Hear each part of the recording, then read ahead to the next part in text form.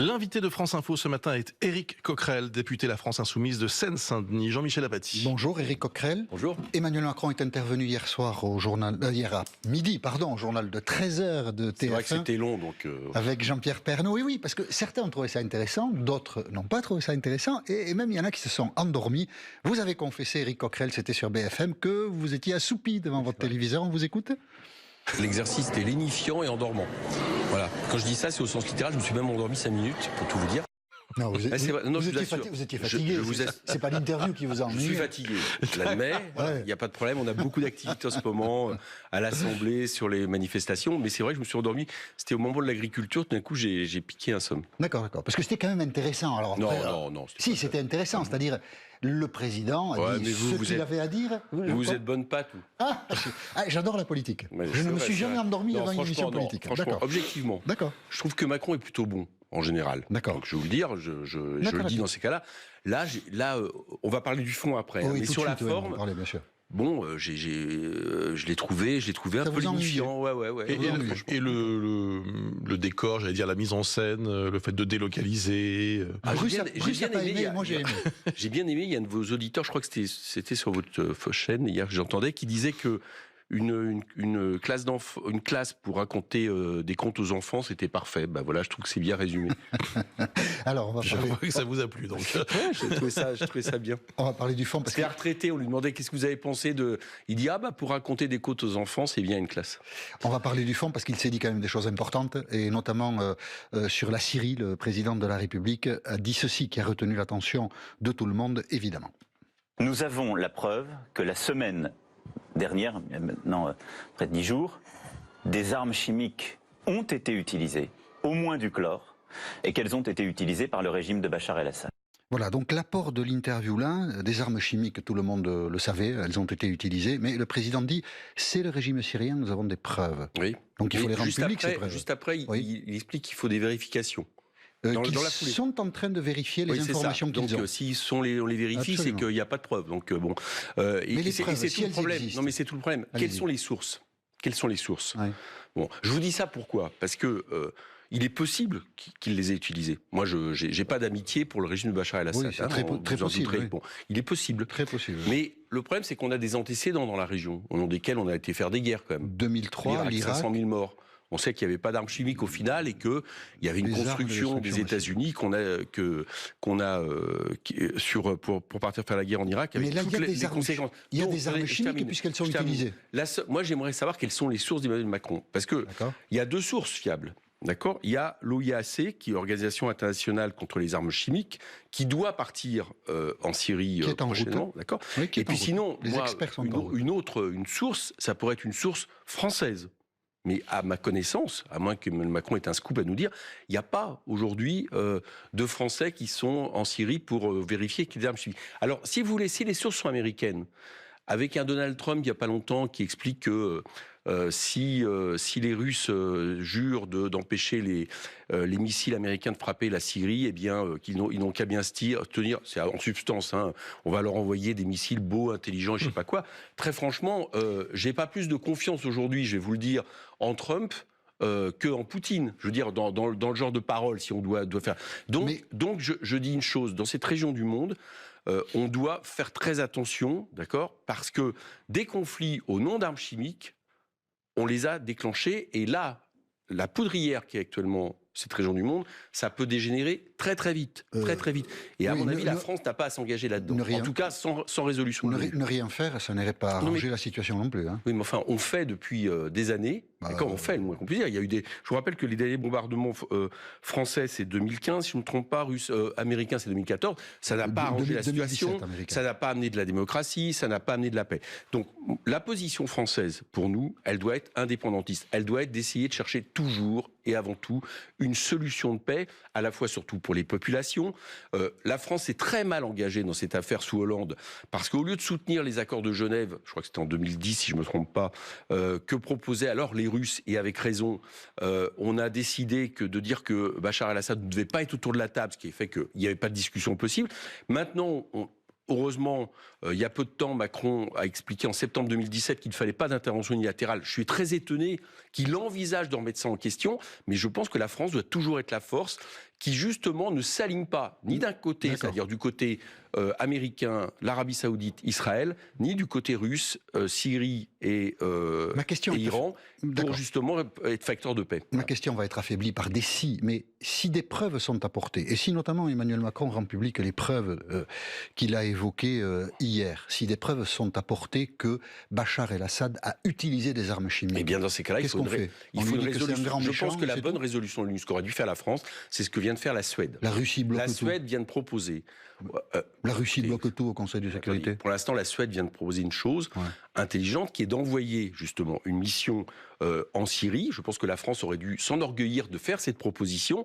Pour le moment, moi, vous me dites la Russie. Elle bloque on a l'impression dans cette histoire. Droit de veto systématique on a l'impression toujours dans cette histoire que c'est la Russie qui bloque, c'est les grands méchants, et de l'autre côté, le camp du bien, c'est les Américains. C'est objectif. Non, c'est pas objectif. Non, c'est pas objectif.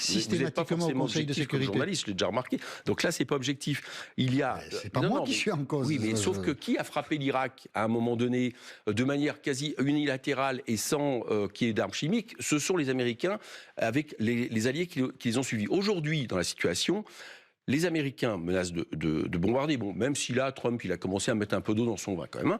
Les Anglais disent peut-être, les Français peut-être, tous les autres disent non. Donc on irait s'engager dans une guerre.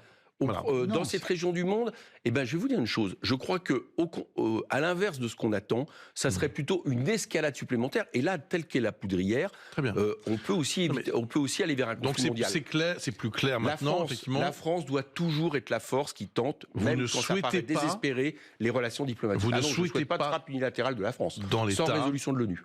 Sans résolution de l'ONU, frappe américaine, britannique et française, comme c'est annoncé. Sans résolution de l'ONU, non, surtout pas. Mais il n'y en aura jamais. Donc non, mais si, il y a eu des résolutions. Pourquoi vous dites ça? Pourquoi vous dites ça? Pourquoi la France n'a pas appuyé Genève tant qu'il était temps? Bien sûr que si, il peut y avoir des résolutions de l'ONU. Sur la Russie. Mais non, il peut y avoir. La Russie étant directement impliquée dans le conflit, vous le savez. La Russie met des droits de veto systématiques. Attendez, de l'autre côté, les Américains font des frappes unilatérales. Non, mais attendez, Éric Coquerel, non, mais attendez, je conteste pas ça. Arrivé au pouvoir, Donald Trump, en Afghanistan, a bombardé l'Afghanistan avec la bombe la plus forte en dehors des bombes atomiques qui existent. Est-ce qu'il y a eu des cris comme ça pour expliquer? Parce que là, je peux vous assurer que les victimes collatérales civiles, elles ont dû être votre raisonnement passé par l'ONU qui n'a pas de réalité pratique, vous le savez. Parce qu'il n'y a pas d'autre solution. Parce que dans cette région du monde, on a quand même, on a le droit de ne pas avoir une mémoire de poisson rouge. Dans cette région du monde, toutes les attaques unilatérales, d'accord, ont plutôt aggravé les problèmes plutôt que les ont simplifiés. Donc je vous dis, la France doit permettre les accords de Genève, faire en sorte de faire que les Russes fassent pression sur les Syriens et les Iraniens, faire en sorte que l'OTAN fasse pression sur les Turcs, qui, je vous le rappelle, il y a encore peu de jours, bombardaient nos alliés kurdes, et avoir une politique. Ça paraît peut-être désespérant, c'est peut-être ce que vous voulez, mais moi je préfère la paix au risque d'un conflit mondial dans la région. Vous restez avec nous, Éric Coquerel, il est 8h41, l'essentiel de l'info, Edwige Coupez. David Debord, pardon. Et cette double opération en cours à Notre-Dame-des-Landes, la première vise à dégager les axes routiers, la deuxième est en lien avec les violences commises contre les forces de l'ordre. Un escadron de gendarmerie mobile est tombé dans une embuscade hier. En début d'après-midi, 10 gendarmes blessés, notamment à l'aide d'acide. Tout un symbole, évacuation dans le calme de la Sorbonne hier soir, réunis en AG. Les étudiants venaient d'y décider un blocage pour dénoncer la réforme de l'accès aux universités. Une dizaine d'établissements toujours perturbés actuellement. Emmanuel Macron l'a redit, il veut aller au bout de la réforme de la SNCF. Conséquence, 3e séance de grève des cheminots. Tout est relatif, mais la direction s'attend à un léger mieux du côté du trafic avec un TGV et un TER sur 3. Et puis Laura Smet et David Hallyday fixés dans le courant de l'après-midi. La justice rend son arbitrage sur le gel des avoirs et le droit de regard de l'ultime album de Johnny. Elle se prononcera ultérieurement sur le fond de la succession. Éric Coquerel, député La France Insoumise de Seine-Saint-Denis et l'invité de France Info, Jean-Michel Apathy. Le président a abordé hier midi le dossier de la SNCF, on l'écoute. Moi je respecte les syndicats et ils ont leur place dans le dialogue social. Et donc ils défendent des intérêts légitimes qui sont ceux de leurs salariés. Je leur dis juste, n'ayez pas de crainte illégitime. Et donc la SNCF, ça restera à 100% public et ce sera dans la loi. Et les cheminots qui sont aujourd'hui cheminots, ils resteront cheminots. N'ayez pas de crainte illégitime. Les cheminots resteront des cheminots. Et puis juste après... Ah, décidément. Non, mais excusez-moi, oui, mais on ne peut pas couper quand même. D'accord, il y a une séquence. Oui, c'est vrai. Vous dites que vous avez dormi, mais vous avez super bien regardé sur l'émission. Les cheminots, je les ai bien regardés. Non, juste après, il donne une comparaison pour l'avenir de la SNCF, c'est la Poste. Alors, Oui. s'il a voulu inquiéter les cheminots, il a bien fait. Parce que, justement, la Poste a fermé depuis énormément de bureaux de poste, notamment dans ce qu'on appelle les territoires oubliés de la République, ce qui est un peu la comparaison avec les petites lignes, on va dire en gros. Et puis, le statut des salariés à la Poste, c'est un statut catastrophique, 25% de travailleurs précaires, beaucoup plus de charges, donc des problèmes également de qualité de service, y compris des conditions sociales de plus en plus dures. Moi, je pense, et je le dis, par exemple, à Gaël Kirand, qui est un syndicaliste sud dans le 92, qui malgré des points, des jugements positifs de l'inspection du travail et du tribunal, se retrouve en risque de licenciement aujourd'hui par la Poste. Donc, si la comparaison à faire pour l'avenir de la SNCF, c'est la Poste, eh bien, je crois qu'il a fait tout ce qu'il fallait pour renforcer le mouvement des cheminots. Non, plus sérieusement, aujourd'hui, à l'Assemblée, on nous dit il y aura assurance que l'État représente 100% des capitaux. Mais pourquoi, dans ces cas-là, crée-t-on une société qui, contrairement justement aux EPIC, permet justement d'avoir des appels de fonds, si ce n'est pour, à un moment donné, justement, permettre qu'il y ait des actionnaires privés. Ça a été ce qui s'est passé pour le gaz, l'électricité, la Poste, etc., etc. Donc, je vous le dis, à l'avenir, c'est ce qui se passera. Et la preuve, c'est que nous avons demandé un amendement à l'Assemblée, qu'on nous dise que ça sera incessible, que l'État rendra incessible ces actions. Ils ont refusé. Je pense que dans quelques années, on nous annoncera que l'État, pour alléger sa dette, vendra une part de la SNCF. Dans l'immédiat, pas de sortie du conflit prévisible? Les positions restent figées de part et d'autre? Comment ça peut évoluer d'après vous? Les positions sont figées surtout du côté gouvernement, parce que la méthode Macron, depuis le début, et les ordonnances sur les pénicaux, c'est on propose un projet et à la sortie, c'est le même projet. Puis, entre-temps, on sait ce qu'ils appellent concerter. Ils n'utilisent pas le terme négocier, écoutez bien, hein. Concerter, c'est-à-dire on entend ce que disent les syndicats et ça ne fait rien changer.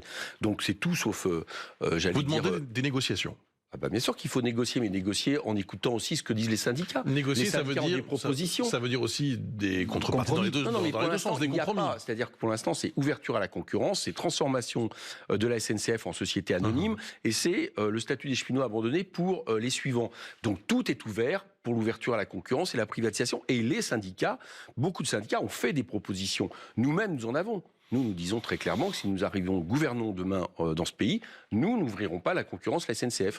Nous désobéirons aux différents paquets ferroviaires qui ont été votés par tous les partis de gouvernement depuis 20 ans, parce que nous les considérons comme illégitimes. Et je vais vous dire pourquoi.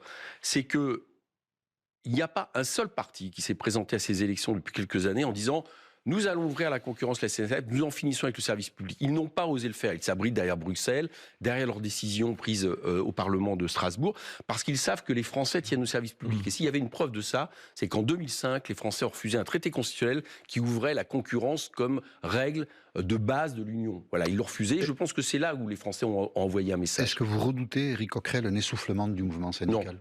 Non, pas du tout. Je le sens pas du tout comme ça.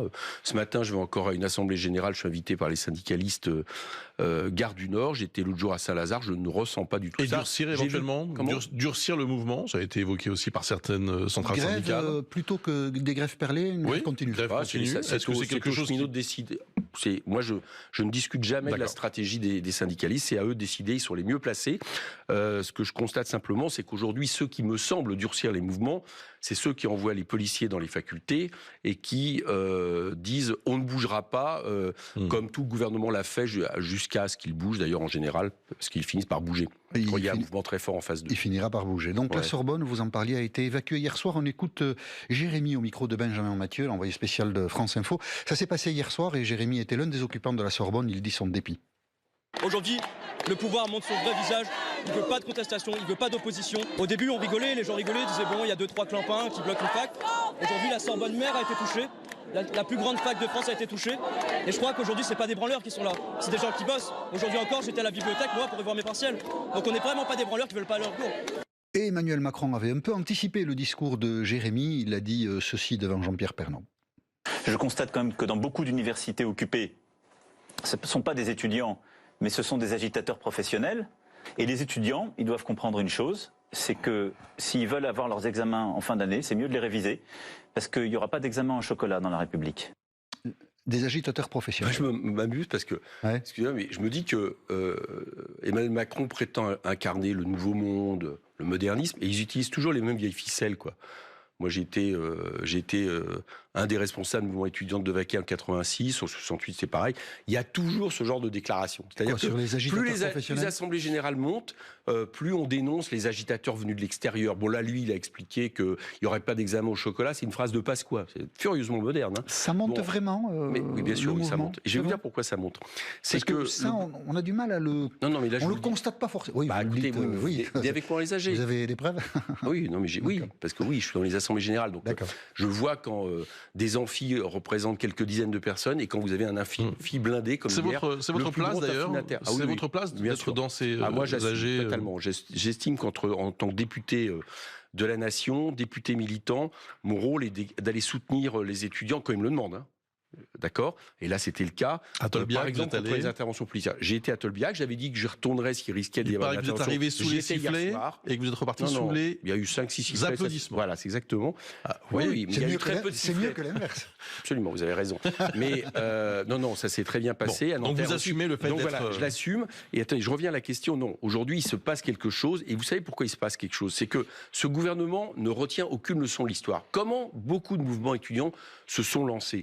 C'est, bien sûr, il y a une réforme contre laquelle on s'oppose, mais souvent, c'est quand tout d'un coup, on utilise la répression. Pourquoi? Parce que le copain de la fac qui se dit, tiens, est-ce que je vais faire grève? Je suis pas sûr. C'est vrai que la pression sociale est plus forte. Le jour où tout d'un coup, il y a des matraques envoyées sur son copain d'à côté, il se met en mouvement. Et c'est exactement ce qui est en train de se passer. Ce qui fait qu'au lieu d'avoir des âgés de 200, 300, 400 personnes, c'est maintenant 1000, 2000 personnes. Donc, je pense qu'il est en train de se passer quelque chose de profond dans ce pays. Et on ne l'arrêtera pas en évacuant la Sorbonne. Vous y croyez à mai 2018?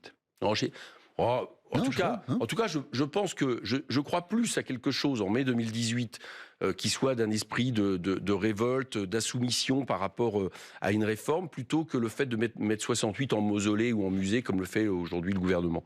Vous restez avec nous, Éric Coquerel, il est 8h50, l'essentiel de l'info, David Doba. Au bout du suspense, les Marseillais se sont qualifiés pour les demi-finales de l'Europa League hier soir. Ils ont battu Leipzig 5-2. Ils connaîtront leur futur adversaire à la mi-journée en liste Salzbourg, Arsenal ou l'Atlético Madrid. Des consultations, des discussions notamment avec Theresa May, mais pas de décision. En tout cas pour le moment, Donald Trump a réuni son équipe de sécurité nationale sur le dossier syrien hier soir. Objectif, tenter d'élaborer une réponse à l'attaque chimique imputée au régime de Bachar al-Assad sur la ville de Douma. 11 personnes mises en examen, 10 garçons, une fille de 16 à 20 ans. Toutes sont soupçonnées d'avoir participé à la violente agression d'une policière lors d'une soirée de Nouvel An. C'était à Champigny-sur-Marne. 6 sont accusés de l'avoir roué de coups, 1 d'avoir filmé et 3 autres de ne pas être intervenus. Un autre policier avait également été plus légèrement blessé. Et puis cette nouvelle séance de grève donc de 2 jours à la SNCF pour protester contre la réforme ferroviaire. Prévision de la direction, 1 TGV et 1 TER sur 3, 2 Transiliens sur 5 et 20% des intercités. Éric Coquerel, député de la France Insoumise de Seine-Saint-Denis, est l'invité de France Info ce matin, Jean-Michel Apathy. Alors j'ai cherché sur Internet diplôme en chocolat Pasqua, j'ai pas trouvé, mais s'il l'a dit, il l'a dit. Parce que la formule est assez amusante et on l'a pas retenu pour Pasqua. Il est amusant ce Macron. Mais ça, je l'ai non, on l'a pas retenu pour Pasqua, mais donc mais là. Si. Ouais. Ou alors ma mémoire me joue de toi, je crois pas. On regardera ensemble tout à l'heure. On cherchera. Emmanuel Macron a aussi évoqué l'évacuation de la ZAD de Notre-Dame-des-Landes avec un argument simple. Il n'y a pas d'aéroport, il n'y en aura pas, donc il n'y a plus d'occupation légitime. On l'écoute. Les gens qui aujourd'hui manifestent, ce sont des gens qui occupent illégalement des territoires publics ou privés. Ils n'ont plus aucune raison de le faire, il n'y aura pas d'aéroport. Il n'y aura pas d'aéroport, donc ils peuvent bien partir. Ouais. C'est d'apparent bon sens, mais peut-être pas. Ouais. Là, il m'amuse plus du tout. D'accord. Je vous le dis franchement parce que on parlait de mémoire justement. Alors il y en a une autre, c'est que à chaque fois qu'il y a eu des interventions politiques dans des sites naturels, ça peut des fois très mal tourner. Moi je me rappelle, je suppose vous aussi, Cresse-Malville. Ah, Cresse-Malville, oui. Dans les années 70, Michalon, un jeune manifestant tué. Il y a eu Stevens avec Rémi Fraisse, tout simplement parce que à la fois les manifestants et les policiers, y compris, alors en plus quand il y a des interventions nocturnes, se retrouvent dans des situations où tout peut devenir plus dangereux. Et là, je trouve qu'il a pris une responsabilité très forte. Pourquoi ? Parce qu'il y avait des négociations en cours. D'accord ? On sait que, exactement comme au Larzac, il y a des gens qui ont des projets qui se sont installés, des projets agricoles, sociaux, des projets de vie, dans une zone qui avait été largement désertée du fait que beaucoup des paysans qui étaient là à l'origine avaient vendu leurs terres. Donc il fallait aller au bout de ces négociations, c'était en cours. Mais et non pas envoyer comme ça la troupe avec des blindés je vous rappelle que maintenant ils en arrivent à envoyer des lacrymogènes, et d'ailleurs je suis solidaire d'eux, des journalistes qui font simplement leur travail parce qu'il s'agit d'accepter que les images acceptées par la gendarmerie, pour en réalité, qu'est-ce qu'a voulu faire Macron? Il a voulu faire une opération de communication. Il ouvre lundi, il dit je vais montrer mes muscles, mes forces, pour montrer que ce gouvernement ne cède pas, etc. Si possible, il espère des images de violence qui effraient un peu les gens, et il nous lance ça. Il n'y avait aucune urgence pour déclencher ce qu'il est en train de faire. Et moi, je demande vraiment au gouvernement d'arrêter cette opération. L'argument, elle est pratiquement terminée maintenant. Et le seul responsable, je vous le dis à l'avance, si jamais il y avait un drame, le seul responsable, il s'appelle Emmanuel Macron. Je crois qu'il doit l'écouter, ça. Mais dans votre raisonnement, les occupants ont toujours raison. C'est un problème pour l'autorité de l'État aussi. Je ne dis pas ça. Je dis que... Alors d'abord, ils ont quand même raison sur un point. Oui. C'est qu'ils ont lutté contre un aéroport où manifestement, la décision de l'État, ça a été aujourd'hui de dire qu'ils avaient raison de lutter parce qu'il ne fallait pas l'aéroport. Et ils ont gagné. Donc du coup, c'est terminé. Vous êtes d'accord avec moi? Ça leur donne quand même une première légitimité. Ah, incontestablement. Voilà, incontestablement. La deuxième légitimité, c'est qu'ils l'ont fait. C'est que quand ils ont occupé, quand ces associations, ils l'ont fait en montrant que cette zone était utile pour une nouvelle forme d'agriculture, etc. Et ça, je ne recommence pas. Aujourd'hui, on est en train de détruire, c'est ce que font les gendarmes qui agissent. C'est pas eux que je condamne, d'ailleurs, c'est ceux qui les envoient, je tiens à le préciser. Ils sont en train de détruire des lieux qui étaient des lieux de vie, reconnus en tant que tels, sur Notre-Dame-des-Landes. Et surtout, je voudrais savoir en quoi c'est la solution et en quoi c'est l'urgence. Il n'y avait pas urgence. On ne peut pas être dans une situation d'espèce de guerre. Enfin, je ne sais pas si vous avez vu ces images incroyables. Donc, je pense que la solution raisonnable, c'est d'arrêter. La violence, c'était aussi de l'autre côté. Enfin, y a pas que mais bien sûr qu'on savait qu'il pouvait y avoir un peu de violence, bien évidemment. Mais la plupart des gens qui sont là, vous les remarquerez, sont pacifistes. Les associations, que ce soit les associations des élus qui étaient contre Notre-Dame-des-Landes, sont aujourd'hui, ont rejoint la zone parce qu'ils estiment que c'est extrêmement dangereux ce qui est en train de se faire, et surtout c'est en train de détruire justement des choses qui ont été mises en place. Il fallait faire comme le Larzac. Le Larzac, il y a une société qui a été créée, je ne sais plus quel est le nom exactement, enfin qu'importe, qui réunit tous les gens qui occupaient. Ils se sont implantés, et ce qui fait qu'au Larzac aujourd'hui, il y a moins de désertification rurale que dans toutes les régions autour. Il fallait faire la même chose. Donc je demande que l'État retire les gendarmes et qu'on recommence à discuter tranquillement. Ce sera quoi le 5 mai, la fête à Macron? Quelle forme ça va prendre? Écoutez, vous savez que c'est François Ruffin, qui est député de France Insoumise, mais qui a lancé l'Assemblée citoyenne à laquelle je faisais partie, donc je me sens partie intégrante, a lancé à la Bourse du Travail cette initiative. Nous, ce qu'on souhaite, c'est une marche. Voilà. Nationale. Alors, il y a déjà des choses qui se passent ce week-end à Marseille. Syndicats, associations, mouvements politiques, dont France Insoumise, manifestent demain. Nous, c'est parfait, c'est exactement la forme qu'on souhaite, c'est-à-dire de convergence, qui permettent aux citoyens qui ne sont pas en grève de dire on soutient les mouvements et 1 an de politique de Macron, ça suffit. À Montpellier, c'est les étudiants, il y aura une manifestation à Lille.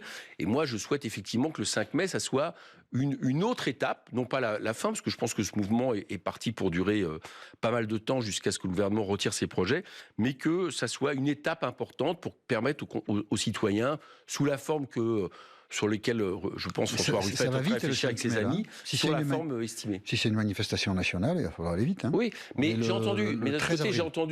j'ai entendu que Philippe Martinez trouvait que la date était peut-être pas forcément opportune. Nous, on est prêts à ce que la CGT fasse d'autres propositions de date. Mais lui, il dit qu'il faut mobiliser pour le 1er mai. Oui, mais c'est ce que dit Philippe Martinez. Oui, mais le 1er mai, c'est encore plus proche. Et malheureusement, je le regrette, mais il se trouve que depuis quelques années, on observe que le 1er mai, on a quand même beaucoup de mal aussi à faire sortir les gens. Voilà, il faudra y revenir, sûrement, il faudra y réfléchir.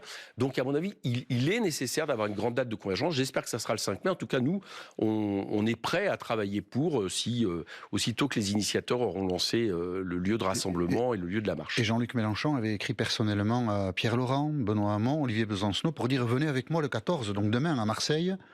Et personne ne va y aller. On n'a pas l'impression que ça s'accorde facilement. Vous trouvez qu'ils n'acceptent pas l'unité ? Que les violons ne s'accordent pas facilement entre les dirigeants de la gauche. Je sais pas. Je me suis retrouvé avec eux il n'y a pas longtemps à la gare du Tréport. Oui. Et moi, vous croyez que j'y suis auquel nom? Et qui Jean-Luc... Non, mais vous croyez que j'y suis auquel nom? Et à qui Jean-Luc Mélenchon va tout seul au garde... Et à qui Jean-Luc Mélenchon pensait-il quand il dénonçait la gauche selfie? Au moment où il l'a fait, à tous ceux qui n'avaient pas trop l'habitude de venir manifester et qui tout d'un coup, à l'époque, je vais vous dire pourquoi c'est fait. Non, je ne vais pas vous faire langue de bois. Il y a eu un appel à l'unité qu'on a signé. Et puis, au lendemain de l'appel à l'unité qu'on avait signé, etc., on voit tout d'un coup un article de Benoît Hamon dans le JDD qui, à l'avance, nous dénonce comme ceux qui ne veulent pas l'unité. Donc la ficelle est un peu grosse. Nous disons une chose, c'est que si ça doit servir des opérations politiciennes, c'est non. Si c'est l'unité en l'action, nous on a toujours été disponibles et on le sera encore à l'avenir. Donc c'est oui. D'ailleurs, j'ai vu qu'Olivier Besancenot a appelé au 5 mai. Vous voyez, comme quoi l'unité peut se faire. On s'arrête là. Merci beaucoup, Éric Coquerel. Bonne journée à vous. Merci.